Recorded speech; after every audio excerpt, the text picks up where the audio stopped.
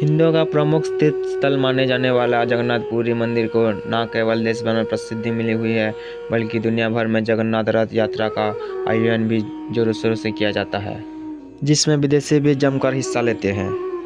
हिंदू धर्म में चारों धाम बद्रीनाथ, द्वारिका, रामेश्वरम और पुरी को सबसे ज़्यादा महत्व दिया जाता है, जिसमें एक जगन्नाथपुरी यात्रा भी शामिल है।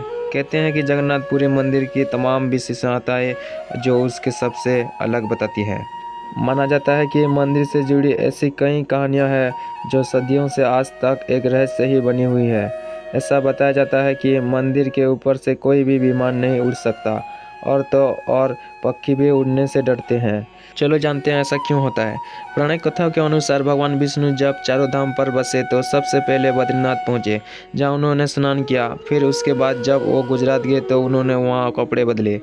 आगे भगवान उड़ीसा के पुरी पहुंचे, जहां उन्होंने खाना खाया, और आखिर में भगवान विष्णु तमिलनाडु के रामेश्वरम पहुंचे, जहां उन्होंने आराम किया।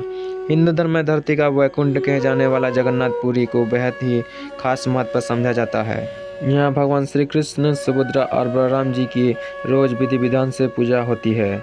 ऐसा माना जाता है कि भगवान विष्णु जी ने जब शरीर का त्याग करने के बाद उनका अंतिम संस्कार किया गया, तब शरीर के एक हिस्से को छोड़ उनका सारा शरीर पंचतत्व में मिल गया। कहते हैं कि भगवान श्री कृष्ण का दिल उस दौरान धड़क रहा था, जो आज भी भगवान जगन्नाथ की प्रतिमा के अंदर सुरक्षित है।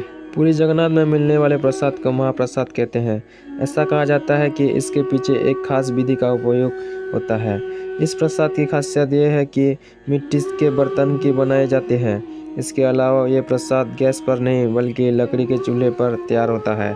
जब प्रसाद बनता है तो एक के अंदर एक बर्तन ऊपर रख के दिया जाता है। माना जाता है कि जगन्नाथपुरी मंदिर की सुरक्षा गरुड़ पक्षी करता है। इस पक्षी को पक्षियों का राजा कहते हैं। यही कारण है कि अन्य पक्षी मंदिर के ऊपर से जाने से डरते हैं। दिलचस्प बात यह है कि पूरी जगन्नाथ मंदिर के ऊपर एक आठ-धातु चक्र है, जिसे नील चक्र के रूप में माना जाता है। मान्यता है कि ये चक्र मंदिर के ऊपर से उड़ने वाले जहाज़ों में कई रुकावट को पैदा करता है, इसलिए विमान भी मंदिर के ऊपर नहीं उड़ते। अक्सर मंदिर में आपने एक या दो दरवाजे देखे होंगे, लेकिन जगन्नाथपुरी मंदिर के 4 दरवाजे हैं। बता दें, मुख्य द्वार के सिंह द्वार कहते हैं। बताया जाता है कि सिंह द्वार पर समुद्र लहरों की आवाज़ सुनाई देती है, लेकिन मंदिर में एंट्री लेते ही लहरों का शोर बिल्कुल ख़त्म हो जाता है।